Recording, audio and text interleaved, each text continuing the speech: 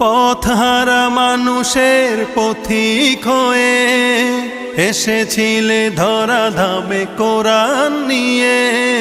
পথহারা মানুষের পথিক হয়ে এসেছিলে ধরা ধামে কোরআন নিয়ে। তোমার পথের পথিক হয়ে জীবন গড়ার স্বপ্ন সাজাই।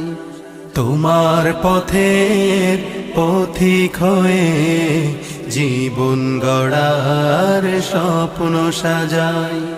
তুমি যে মোদের প্রিয় নবী, তোমায় কাছে পেতে পাগল সবাই। সুখের দিনেও মোরা খুঁজি গো তোমায়, দুঃখের দিনেও মোরা সরি গো তোমায়। সুখের দিনেও